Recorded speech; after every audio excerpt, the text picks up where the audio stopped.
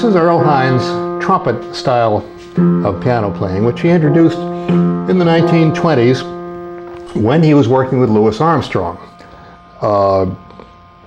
Obviously he was influenced by Armstrong. Possibly Armstrong was influenced by him. And at any rate, they shared a common style in which Hines seemed to be trying to play trumpet licks on the piano.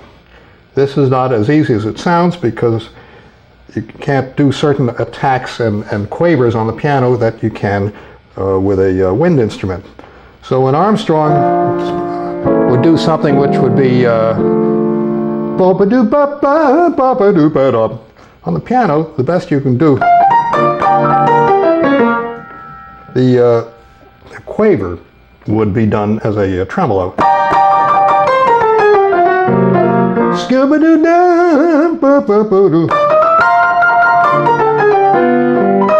And this trumpet attack.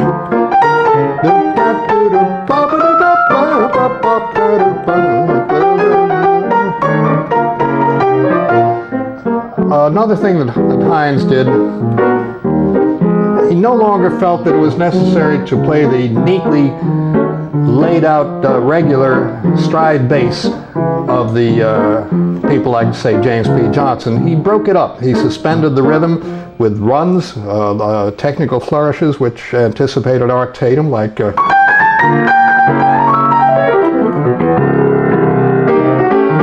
course he was, and you should be, counting all the time he did these things, so that because they come out right. They're not just cadenzas in 1,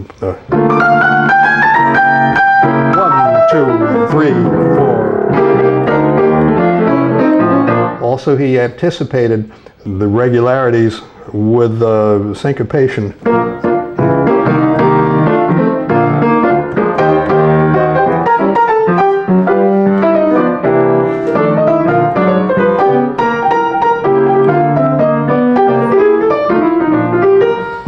Of course, individual piano styles evolve over time, and pianists don't play exactly the same way throughout their careers, far from it. But we are focusing now on Hines of the 1920s, and I think it's fair to say that Hines of the 1920s was in a progression following Jelly Roll Morton. Hines might not be flattered by that comparison, but in that they were both influenced by other instruments in the way they played the piano. The pianist who followed Hines in many ways was Teddy Wilson. Teddy, instead of playing like a trumpet, in my judgment, was playing more like a clarinet.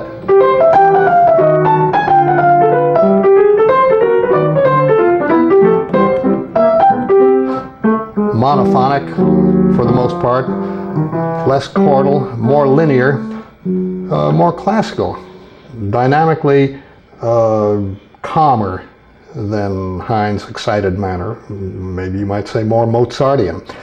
And all of this led him to be playing in a very compatible way with the style of Benny Goodman.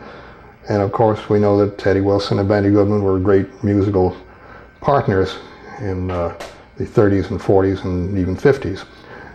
From Hines, it seems, Teddy Wilson adopted the walking 10th bass. But he kind of restored the evenness to the left hand. He played a modified stride way sometimes, in which instead of the full stride that would have been full stride. Teddy did this in tenths. Only 3 notes were necessary. My own terminology is that I don't think it's fair to call either Earl Hines or Teddy Wilson stride pianists. I would rather define stride more narrowly as the full solo piano way that James P. Johnson, Fats Waller, and Willie DeLand and some others played. And I think that Wilson and Hines were something else.